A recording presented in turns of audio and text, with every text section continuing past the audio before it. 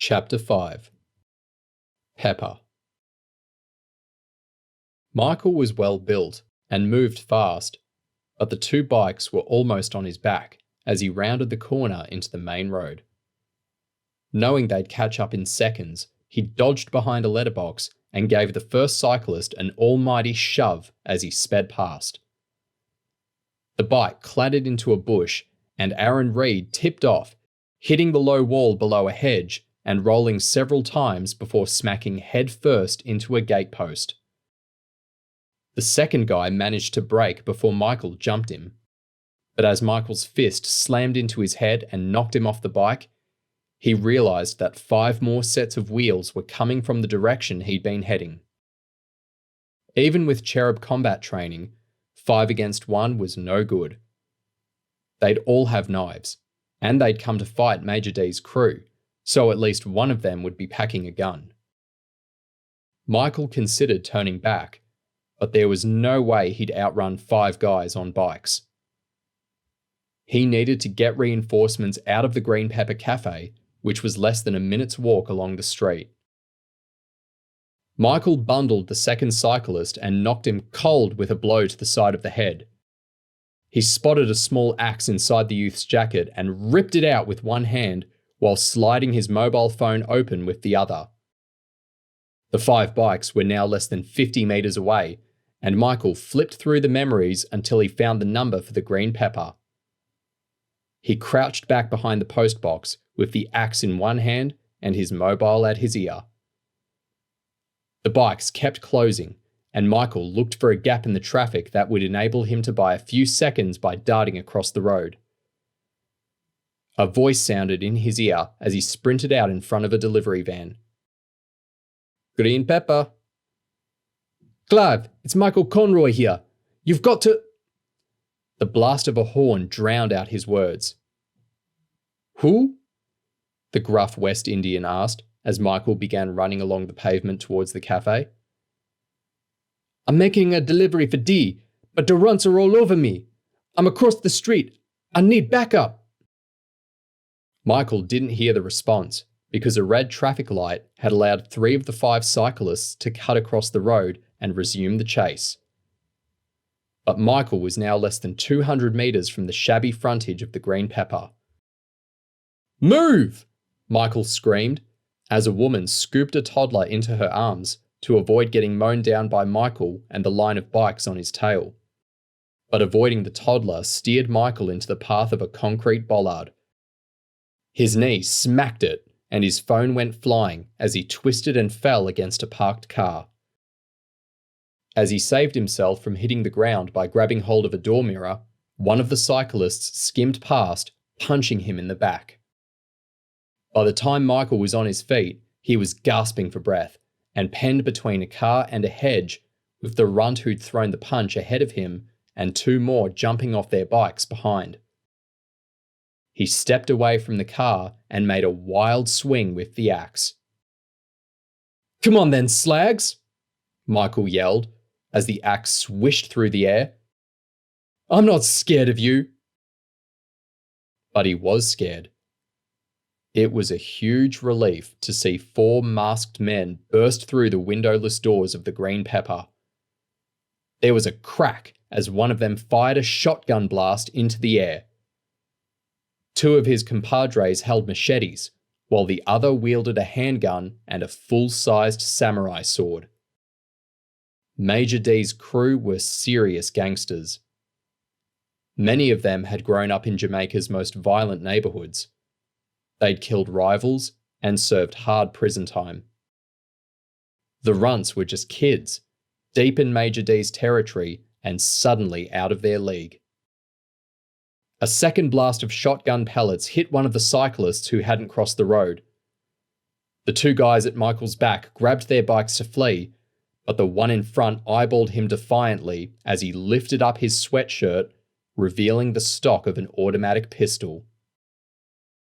3 more tooled-up members of Major D's crew were emerging from the Green Pepper, making a total of 7. The guy with the shotgun was waiting for a gap in the traffic to come to Michael's aid, but Michael realised there would be a nasty, possibly deadly standoff if he gave the runt time to pull his gun. Michael lunged forward, swinging the axe. He brought it down hard into his opponent's shoulder. The kid tried aiming the gun as he collapsed backwards into the hedge, but his arm was crippled, and Michael kneed him in the stomach before ripping the gun out of his hand. Blood was pouring as Michael pocketed the handgun and levered the axe out of the runt's shoulder. Another shotgun blast made Michael jump, but it had been aimed hopelessly at the two retreating cyclists. "Michael, you okay?" the gunman said. Michael was completely pumped. He hadn't recognized the gunman under his mask, but he knew Major D's voice. "I thought you were home," Michael gasped. Major D shook his head. "I listened to what your girlfriend said. She made me realize that this setup smelled to high heaven." "We'd better get out of here," Michael said. But Major D looked at the bloody runt slumped against the hedge. He pointed the shotgun at the runt's head and pulled up his balaclava. "Good news is, I'm gonna let you live," D smiled. "But tell all your friends that we're on your case." After a laugh, D lowered his aim and blasted the runt's kneecap from point-blank range.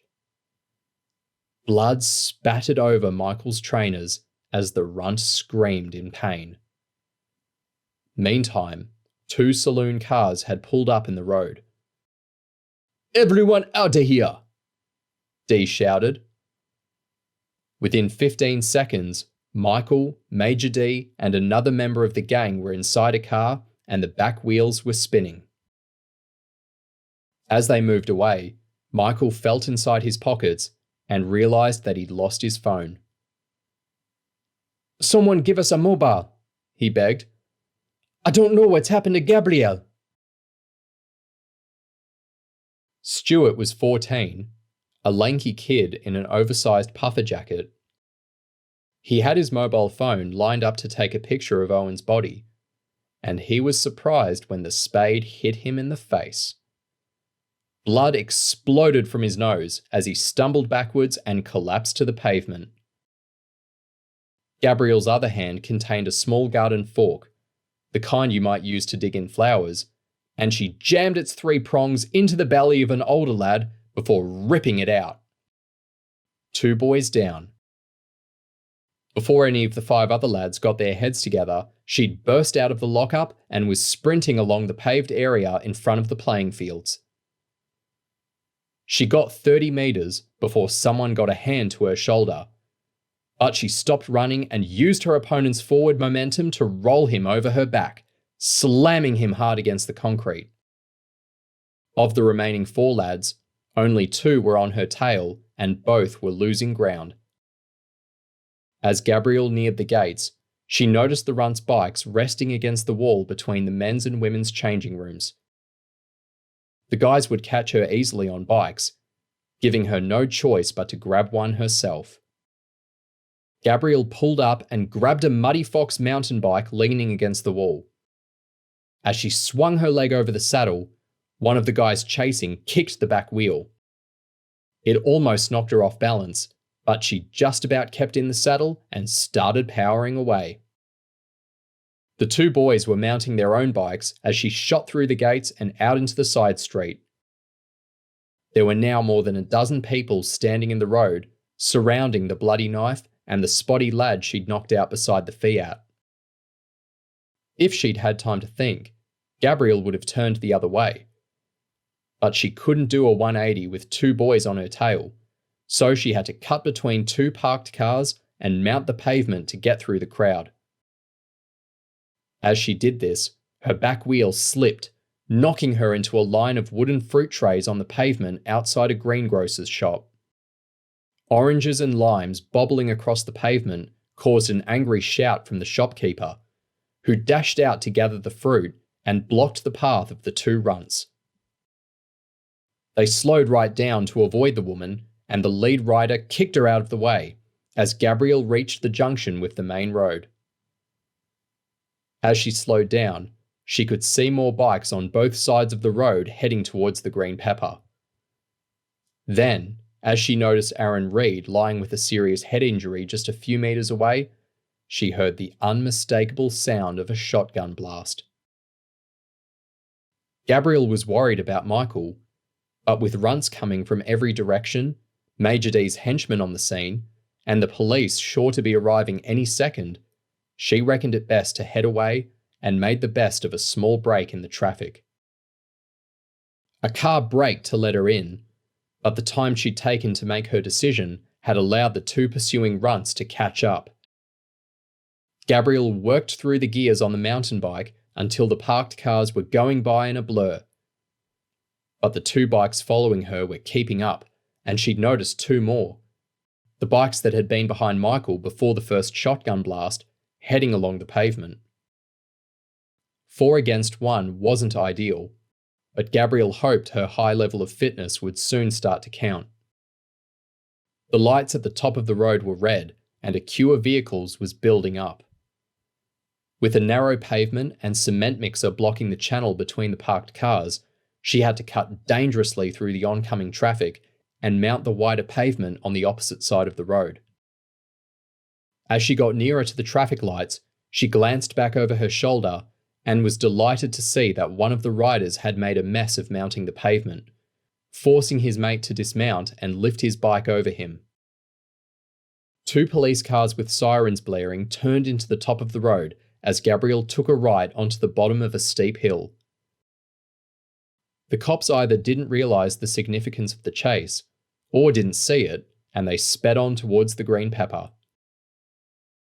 Gabrielle was getting short of breath as she stood up in her seat and powered her bike up the steep hill. Another rider had given up the chase after a couple of 100 metres, and when she looked back, there was only one rider after her.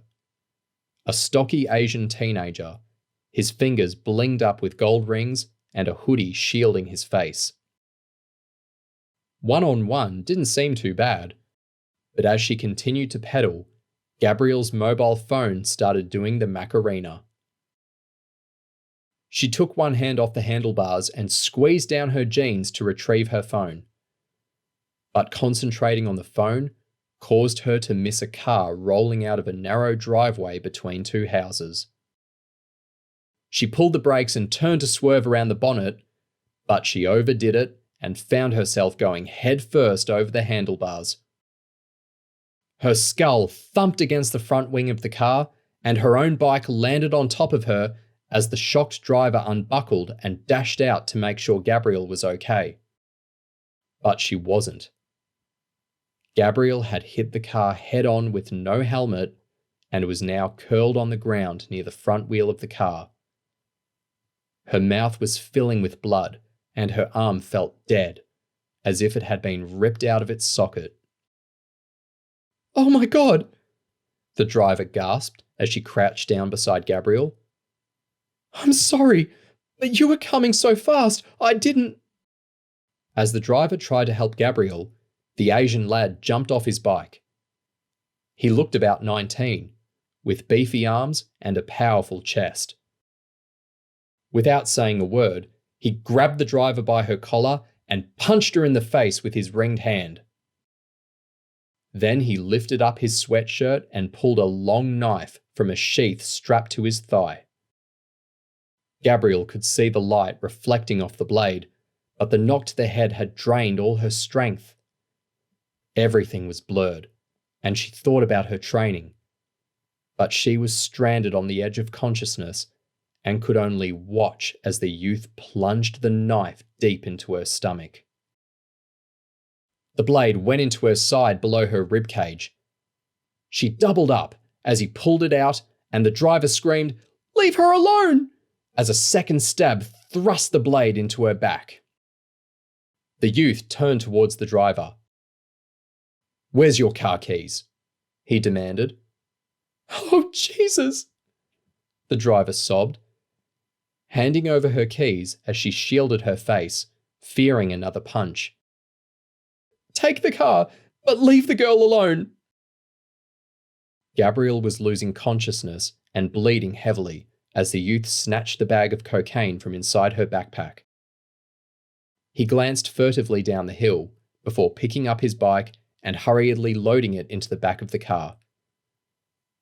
After slamming the boot, he jumped into the driver's seat and started the engine. The car's bloody-faced owner dragged Gabrielle back so that she didn't get run over as it pulled into the road.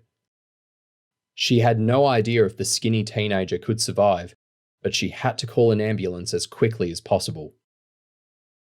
As her car pulled off in a plume of diesel smoke, the woman realized that her mobile and door keys were in her handbag on the front passenger seat. She wiped her bloody nose on her sleeve and decided to run to her next-door neighbours and call from there. But then she heard a tiny rendition of the Macarena coming out of the gutter. She turned sharply and picked up Gabrielle's phone.